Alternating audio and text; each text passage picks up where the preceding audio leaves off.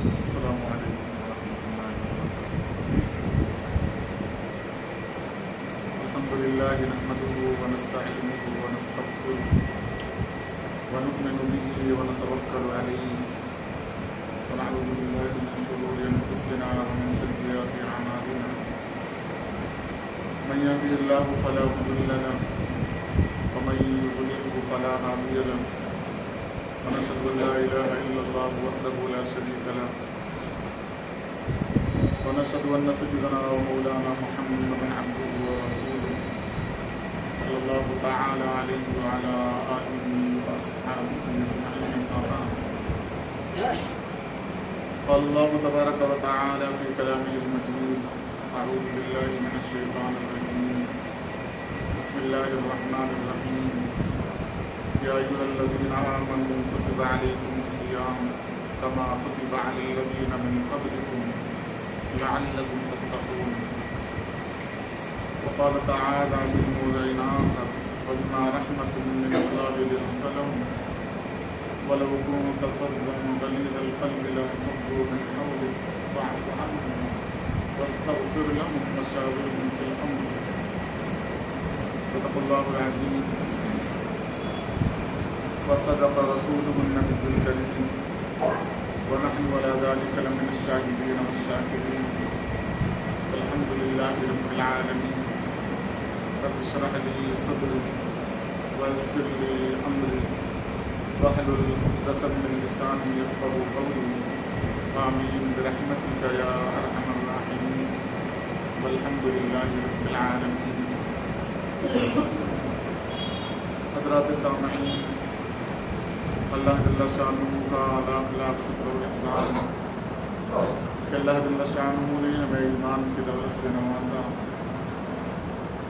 اور جناب رسول کریم صلی اللہ علیہ وسلم کی امت کے اندر پیدا فرمایا، اور نبی کریم صلی اللہ علیہ وسلم کا لاکھ لاکھ شکر و احسان کہ آپ صلی اللہ علیہ وسلم نے دین کی باتوں کو ہم تک پہنچایا۔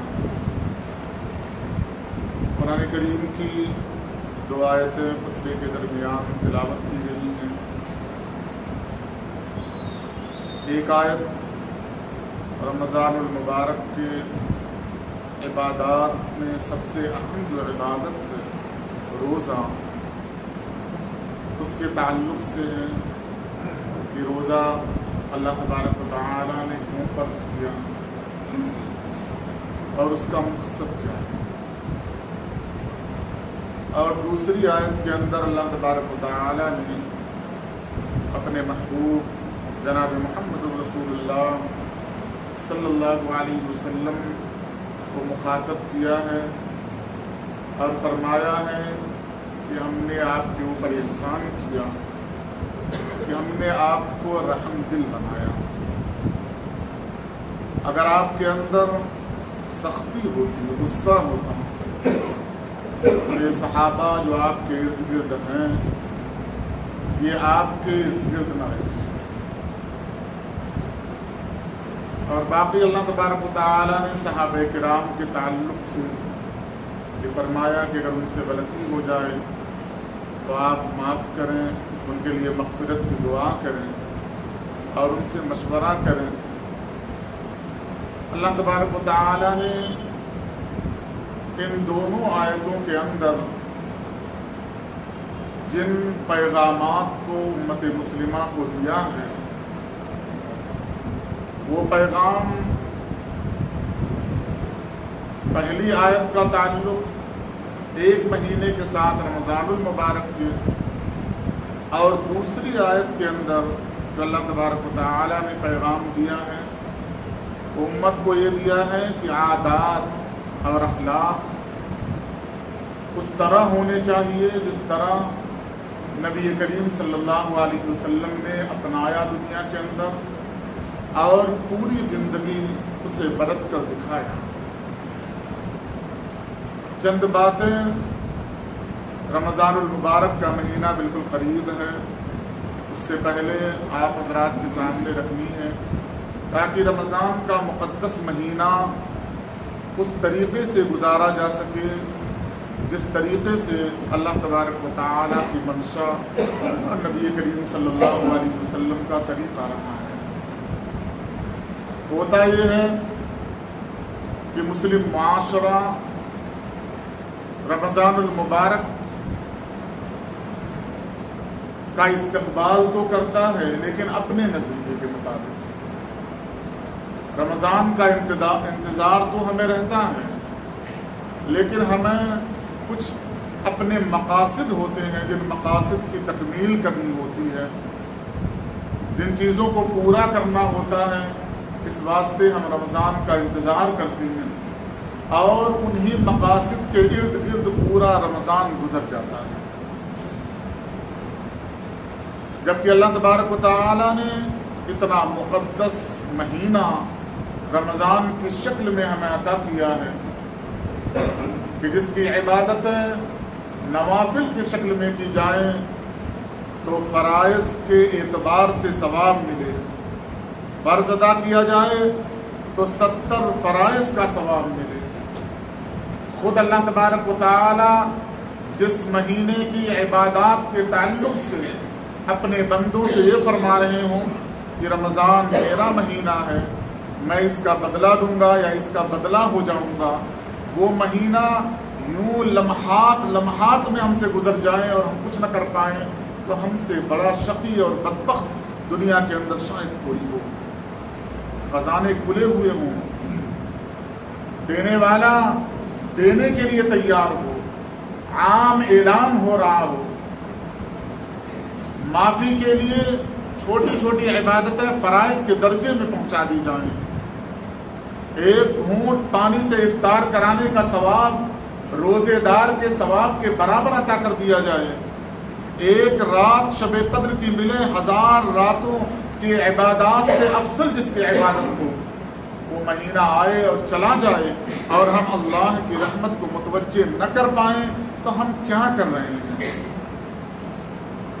اللہ کے نبی صلی اللہ علیہ وسلم رجب کے مہینے سے رمضان کے لیے دعا کرتے تھے، شعبان کا مہینہ آتا کثرت سے روزے رکھتے، کثرت سے عبادتیں کرتے۔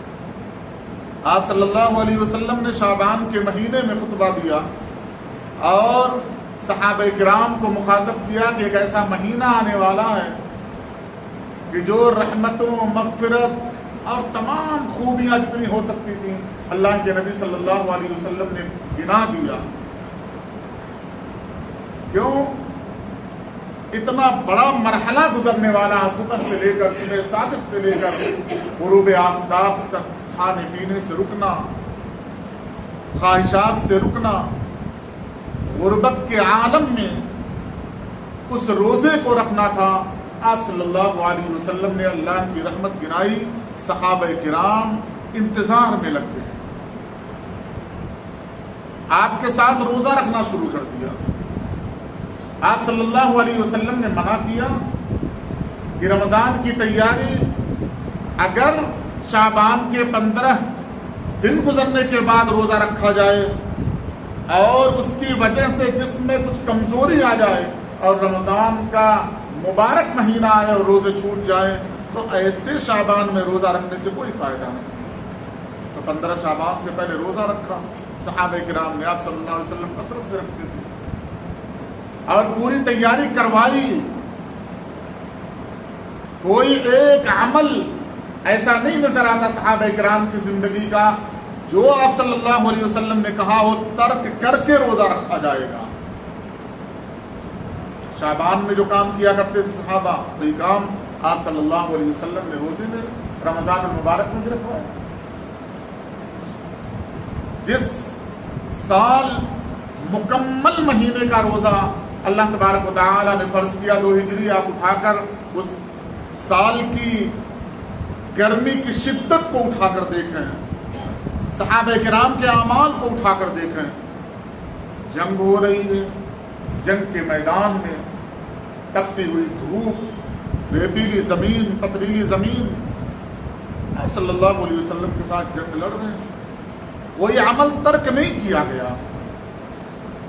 اس کے ساتھ ساتھ آپ صلی اللہ علیہ وسلم نے فرمایا یہ مہینہ غمخاری کا مہینہ، ہمدردی کا مہینہ۔ فرمایا جو اپنے ماتحت لوگوں کے ساتھ نرمی کا معاملہ کرے گا اللہ تبارک و تعالی اس کی مغفرت کر دے گا۔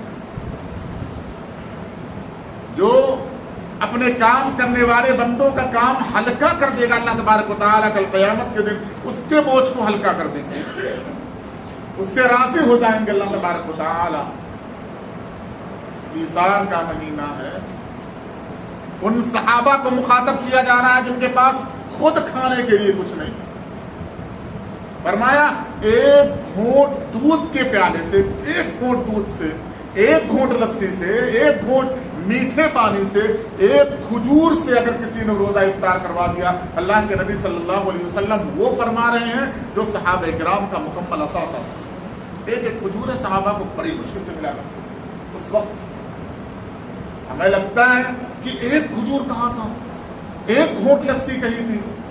جب تقسیم ہوتی تھی کھجوریں، بعض صحابہ فرماتے ہیں غزوات میں ہم جاتے تھے تو گٹھلیاں چوسنے کی باری متعین تھی کہ فلاں صحابی اتنی دیر تک کھجور کے اس گٹھلی کو چوسیں گے، اس کے بعد وہ دے دیں گے دوسرے صحابی چوسیں گے۔ پورا اثاثہ تھا۔ ہمیں لگتا ہے ہمارے پاس 5 کلو کھجور ہوتی ہے، لگتا ہے ایک کھجور، اس کی اہمیت نظر نہیں آتی ہے۔ آپ اس وقت کی تاریخ اسی واسطے اللہ کے نبی صلی اللہ علیہ وسلم کی سیرت کو کما حق پڑھنے کی کوشش کریں، تب پتہ چلے گا کہ کیا بیان کیا جا رہا ہے، کب بیان کیا جا رہا ہے، کیوں بیان کیا جا رہا ہے۔ پھر فرمایا کہ جس نے کسی ایسے شخص کو جو روزے دار ہے یہ کر سکتا ہے، اس کے علاوہ اگر پیٹ بھر کر اس نے کھانا کھلا دیا، اللہ تبارک و تعالی حوض کوثر سے اسے پانی پلائیں گے۔ یہ جو بشارتیں دی جاتی تھی، صحابہ کرام اپنے آپ کو اس پر قربان کر دیا کرتے تھے۔ آپ تاریخ اٹھائیں، دیکھیں کہ آپ صلی اللہ علیہ وسلم نے ہجرت کا حکم دیا، صحابہ کرام کو ہجرت کر کے مکہ سے مدینے آ گئے، 65 صحابہ مدینے آ گئے، اور ان کا مواخات اور اخوت اور بھائی چارگی کا رشتہ انصار مدینہ سے کرا دیا، اور حکم دیا کہ جس طریقے سے تم اپنے سگے بھائی کے ساتھ معاملہ کرتے ہو، ان مہاجرین کے ساتھ وہی معاملہ ہوگا۔ روایات کے اندر آتا ہے کہ اس وقت حکم یہ تھا کہ جب کسی انصاری صحابی کا انتقال ہوگا اس کی میراث تقسیم ہوگی، سگے بھائیوں کو جتنا دیا جائے گا اس کی میراث سے اتنا حق مہاجرین کا بھی ہوگا۔ اخوت و بھائی چارگی کا رشتہ جو ہے، اللہ تبارک و تعالیٰ فرماتے ہیں قرآن کریم کے اندر، یہ اللہ کا کرم ہے کہ اللہ نے مکہ کے لوگوں کے ساتھ مدینہ کے لوگوں کا جو رشتہ جوڑا، جو رحم کا مادہ دونوں کے اندر رکھ دیا، یہ اللہ کی رحمت کی بنیاد پر ہے، ورنہ رحم ان کے اندر نہیں تھا۔ آپ پوری تاریخ اٹھا کر دیکھ لیں، ایک دوسرے سے جو معاہدات ہوتے تھے، یہ معاہدات ہوتے تھے کہ ہمارے قبیلے کے اوپر اگر کوئی حملہ کرے گا تم لڑنا، اور اس لڑائی کے لیے حق نہیں دیکھا جاتا تھا، حق پر کون ہے، ظالم کون ہے، مظلوم کون ہے، کچھ نہیں دیکھا جاتا تھا، ایک ایک لقمے کے لیے لڑائی ہو رہی ہے۔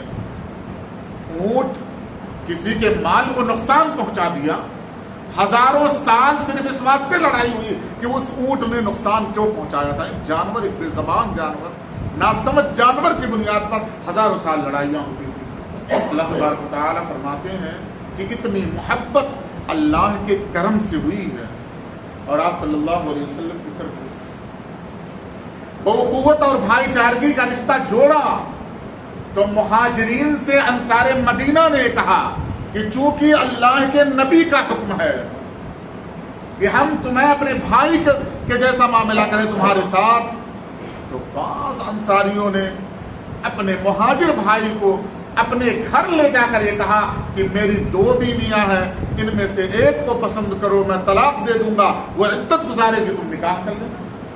دنیا نے ایسا رشتہ کبھی روئے زمین پر دیکھا نہیں تھا۔ آپ صلی اللہ علیہ وسلم نے کر کے کب دکھایا؟ جب غربت کا زمانہ تھا، جب چاہت تھی، جب ضرورت تھی، اس وقت محبت پیدا کر دیا تھا جب خود محتاج تھے صحابہ کرام۔ اور صحابہ کرام نے بڑھ چڑھ کر ساتھ دیا. اور مہاجر صحابہ نے کہا کہ ہمیں تمہارے مال اور اسباب کی ضرورت نہیں، ہمیں مدینہ میں کاروبار کا طریقہ بتاؤ، مارکیٹ اور منڈیاں بتاؤ جہاں ہم کاروبار کر سکتے ہوں. شکریہ ادا کیا، ان کے لیے دعائیں کی، پوری زندگی احسان مانا. اسی احسان کی بنیاد پر آپ صلی اللہ علیہ وسلم نے انصار مدینہ سے کہا تھا کہ اگر یہ صحابی مہاجرین مال لے کر چلے جائیں اور میں محمد صلی اللہ علیہ وسلم خود تمہارے ساتھ رہ جاؤں، کیا اس تقسیم پر تم راضی نہیں ہو؟ انصار مدینہ بلک بلک کر رونے لگے تھے. وہی ہمدردی تھی، وہی قربانی تھی. اللہ تبارک و تعالی یہ چاہتے ہیں کہ انصار اور مہاجرین کا جو رشتہ تھا، رشتہ اخوت، وہ پوری دنیا کے اندر قائم ہو. اسی واسطے دوسری ہجری ہے، ہجرت کا دوسرا سال ہے. آپ صلی اللہ علیہ وسلم نے ساری وہ چیزیں بیان کی ہیں جو روزے کے تعلق سے، ہمدردی کے تعلق سے، غمخواری کے تعلق سے ہو سکتی تھی، اس کو کر کے دکھایا. آپ صلی اللہ علیہ وسلم کے پاس ایک صحابی آئے اور انہوں نے آ کر آپ صلی اللہ علیہ وسلم سے کہا کہ اللہ کے نبی صلی اللہ علیہ وسلم، مجھے سواری کی ضرورت ہے، مجھے ایک اونٹ چاہیے، ایک جانور چاہیے جس پر میں سوار ہو سکوں، آپ مجھے دیں.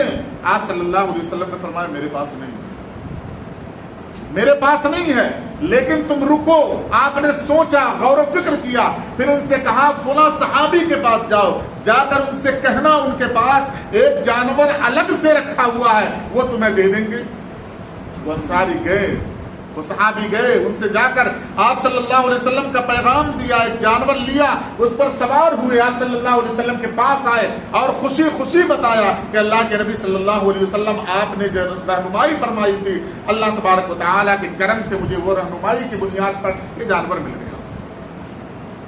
اب اللہ کے نبی صلی اللہ علیہ وسلم نے بات، اب پیغام دیا ان پر، کہا اگر کوئی شخص مجبور ہو، اگر کوئی شخص پریشان حال ہو، اگر کسی بندے نے اس کی ضرورت کے لیے قدم اٹھایا، اگر اس بندے کی ضرورت کے لیے کوشش کی، تو کل قیامت کے دن جب تمام انسانیت کے قدم لڑکھڑا جائیں گے، وہ شخص ثابت قدم رہے گا جو اپنے مسلمان بھائی کی ضرورت کے لیے یا اس نے قدم اٹھایا ہو یا اس نے کوشش کی. دیکھیں، اگر کسی کو گاڑی کی ضرورت پیش آ گئی، میرے پاس آیا، میں کہوں گا میرے پاس نہیں ہے بھائی، میرے پاس نہیں ہے. شریعت یہ نہیں کہتی ہے کہ اگر آپ کے پاس نہیں ہے تو آپ عذر پیش کر دیں. آپ غور کریں کہ اگر آپ کے پاس نہیں ہے، آپ کی رہنمائی کے بدولت اگر اس شخص کو گاڑی مہیا ہو سکتی ہے، تو کل قیامت کے دن جب مشکلات کے حالات پیش آ جائیں گے، کوئی کسی کا نہیں ہوگا. اللہ تبارک و تعالیٰ نے عام اعلان کیا ہے، اللہ فرماتے ہیں میں اس بندے کا ہوں گا. ایک روایت کے اندر آتا ہے، اللہ کے نبی صلی اللہ علیہ وسلم نے فرمایا کہ اگر کوئی شخص دنیا کے اندر اس کو کسی نے تکلیف دیا، اس کے مزاج کے خلاف کسی نے کام کیا، اسے ناراض کر دیا، اسے غصہ دلا دیا، اور اس بندے کو طاقت تھی کہ اس کا بدلہ لے لے، لیکن اللہ کے خاطر اس نے صبر کر دیا، اللہ کے نبی صلی اللہ علیہ وسلم فرماتے ہیں کل قیامت کے دن اللہ تبارک و تعالی اس شخص کو ضرور راضی کر لیں گے. اس شخص کو اللہ ضرور راضی کریں گے، کسی بھی بدولت اللہ تبارک و تعالیٰ اسے راضی کریں گے جس نے طاقت کے باوجود غصے کو پی لیا، صبر کر لیا، بدلہ نہیں لیا. اللہ تبارک و تعالیٰ اسے ضرور بھی ضرور راضی کریں گے، اور قیامت میں رضا جنت ہے، اس کے علاوہ نہیں. یعنی اگر اس کے اعمال ایسے ہوں کہ جہنم کا فیصلہ ہو چکا ہو، تب بھی اللہ تبارک و تعالیٰ اسے جنت کے اندر داخل کر دیں گے. دو پیغامات دونوں روایتوں کے اندر اللہ کے نبی صلی اللہ علیہ وسلم نے پیش کیا. ایک پیغام کہ اگر ہم کسی کی ضرورت کی تکمیل کر سکتے ہیں، رہنمائی کر سکتے ہیں کہ تمہاری ضرورت فلاں جگہ سے پوری ہو سکتی ہے، تو ہم ضرور بھی ضرور کریں. لیکن معاشرے کا ایک رخ ہے، ایک رخ ہے معاشرے کا. اگر کوئی خیر خواہ ہے آدمی ہے، خرچ کرنے والا آدمی ہے، آپ نے کسی کی رہنمائی کی تو آپ کی گردن وہ آدمی پکڑ لے گا، گریبان پکڑ لے گا. آپ ہر ایک کو بھیجتے تھے میرے پاس. میرے بھائی، اللہ کے نبی صلی اللہ علیہ وسلم کی روایت ہے، آپ صلی اللہ علیہ وسلم نے فرمایا کہ جس نے اپنے مومن بھائی کی امداد کے لیے ایک قدم اٹھایا، ایک قدم. آپ صلی اللہ علیہ وسلم کی روایت ہے، میری اور آپ کی بات نہیں ہے. فرمایا آپ صلی اللہ علیہ وسلم نے جس نے اپنے مومن بھائی کی امداد کی ضرورت کی تکمیل کے لیے ایک قدم اٹھایا، اس کو اتنا ثواب دیا جائے گا جتنا ثواب مسجد نبوی میں ایک شخص یعنی نبی کریم صلی اللہ علیہ وسلم اگر اعتکاف میں پورا مہینہ رمضان کا گزار دے، جتنا ثواب ملنے والا اس سے زیادہ ثواب مومن بندے کی حاجت کی تکمیل کے لیے ایک قدم اٹھانے پر ملنے والا ہے. ہم اندازہ لگائیں جو مہینہ آنے والا ہے اس مہینے میں ہمیں اپنے غریب دوستوں کے ساتھ، حاجت مندوں کے ساتھ، ضرورت مندوں کے ساتھ کیا معاملہ کرنا ہے، ہم خود ان احادیث کی روشنی میں اندازہ لگا سکتے ہیں، کوشش کر سکتے ہیں. آپ صلی اللہ علیہ وسلم ایک غزوے سے آ رہے تھے. امداد کا طریقہ کیا ہونا چاہیے آپ صلی اللہ علیہ وسلم کی روایت سے سنیں. ایک غزوے سے آ رہے تھے. آپ نے دیکھا کہ حضرت جابر رضی اللہ تعالیٰ عنہ ہیں وہ پیچھے رہ جا رہے ہیں. آپ خود حضرت جابر رضی اللہ تعالیٰ عنہ کے پاس گئے اور ان سے پوچھا کہ جابر اتنا سست کیوں چل رہے ہو.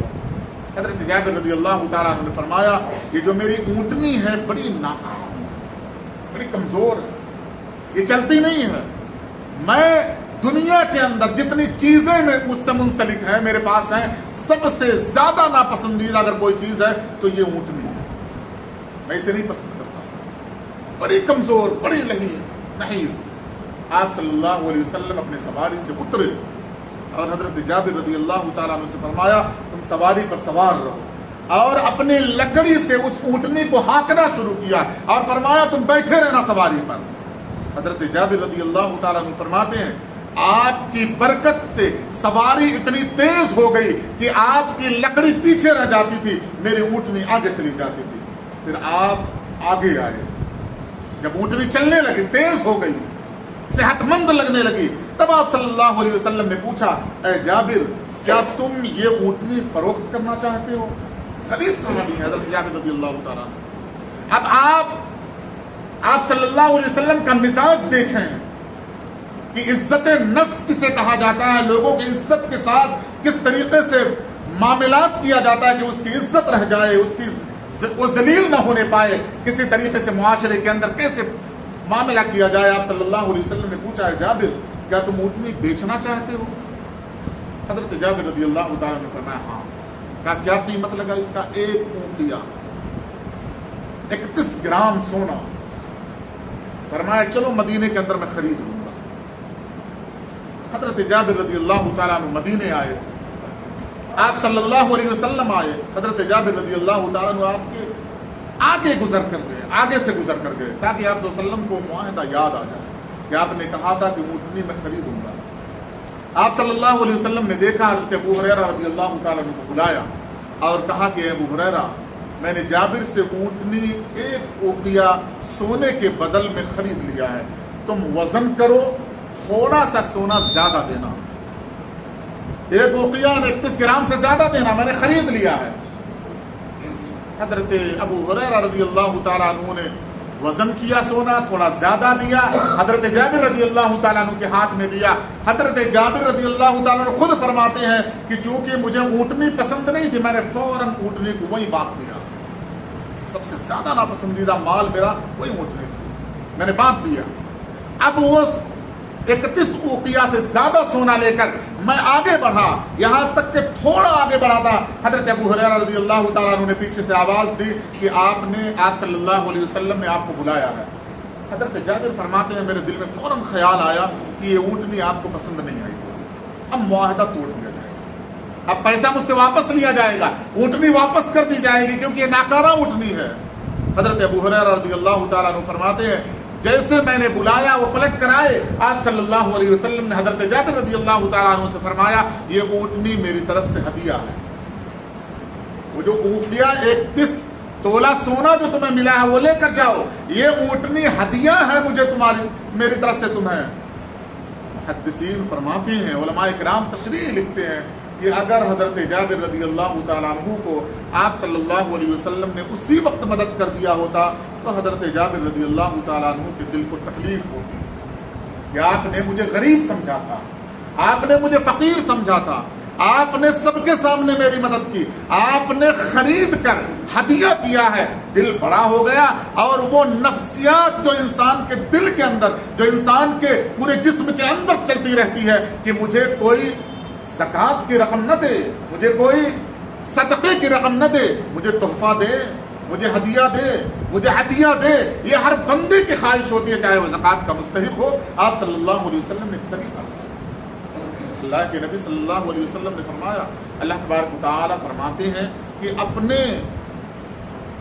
ماتحت لوگوں کے ساتھ رمضان المبارک کے مہینے میں نرمی کا معاملہ کرو، احسان کا معاملہ کرو۔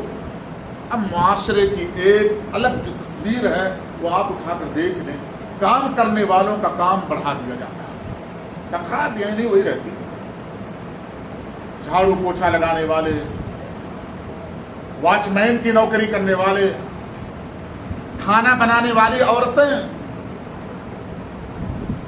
اینٹ پتھر کا کام کرنے والے لوگ، اور ہم اور آپ اے سی مسجد، اے سی روم، اے سی گھر یوں پڑے رہتے ہیں، اور شام میں آتے ہیں یہ کہتے ہیں بڑا لمبا روزہ تھا، بڑا لمبا روزہ تھا۔ اور وہ ماتحت ہمارے جو گھر میں پکوان کرنے والی عورت ہے، اس نے 10 ڈش بنا دی، اب وہ گھر جا رہی ہے، کھانا بنانے کے بعد اس کے دسترخوان پر وہی دال چاول، وہی سوکھی ہوئی کھجور، وہی چند ٹکڑے، اور 10 قسم کا کھانا بنانے کے بعد جب وہ اپنے دسترخوان پر بیٹھے گی، اللہ تبارک و تعالیٰ سے کیا دعا کرے گی؟ وہ فیملی آپ کے لیے کیا دعا کرے گی کہ اللہ آپ کو دن دگنی رات چوگنی ترقی دے۔ اس سے نکلنے والی ایک آہ اللہ تبارک و تعالیٰ کے غضب کو دعوت دے گی، جو پوری انسانیت کے لیے نقصان دہ ہے۔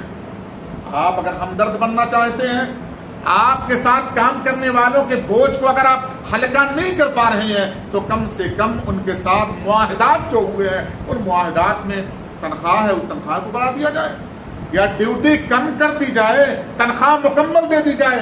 ہوتا یہ ہے ڈیوٹیاں کم کر دی جاتی ہیں، تنخواہ بھی کم کر دی جاتی ہیں، اور ہم کہتے ہیں رمضان میں ہم نے ہمدردی کا معاملہ کر دیا، رفتاری کا معاملہ کر دیا۔ ایک آخری بات، رمضان المبارک کے مہینے سے پہلے اپنے آپ کو جس طریقے سے تیار کرنا ہے، اس میں سب سے خطرناک چیز وہ ہے غصہ۔ سب سے خطرناک چیز غصہ انسانی فطرت کا تقاضا ہے۔ اللہ نے جن مادوں سے پیدا کیا انسان کو، اس میں آگ ہے، وہ جذبات کو اٹھائے گا، لیکن انسان خود اللہ تبارک و تعالیٰ نے اسے مکلف کیا اپنے جذبات کو دبا سکتا ہے۔ اللہ کے نبی صلی اللہ علیہ وسلم نے فرمایا، سب سے قیمتی شے جو مسلمان کے پاس ہے وہ ہے ایمان۔ سب سے قیمتی شے، دنیا میں اتنا قیمتی کوئی چیز اللہ تبارک و تعالیٰ نے مسلمان کو نہیں دیا۔ فرمایا ایمان کو خراب کر دینے والی جو چیز ہے وہ ہے غصہ۔ تو غصے سے پرہیز کریں، اپنے آپ کو کنٹرول میں رکھیں۔ اللہ کے نبی صلی اللہ علیہ وسلم سے اللہ تبارک و تعالیٰ نے خود فرمایا تھا کہ اگر آپ کے اندر غصہ ہوتا تو یہ جو صحابہ ارد گرد آپ کے بیٹھے ہوئے نظر آ رہے ہیں، آپ کے پاس کوئی نہیں نظر آتا۔ اپنے آپ کا موازنہ کریں، یہ دیکھیں کہ دوستوں کی لسٹ بڑھتی جا رہی ہے، یعنی ہم ہمدرد ہیں، اور دوستوں کی لسٹ میں سے ایک ایک نام نکلتا جا رہا ہے، رشتہ دار کٹتے جا رہے ہیں، یعنی ہم ہمدرد نہیں ہیں۔ اپنے آپ کا محاسبہ کریں اور اللہ تبارک و تعالیٰ سے دعا کریں کہ اللہ تبارک و تعالیٰ عمل کی توفیق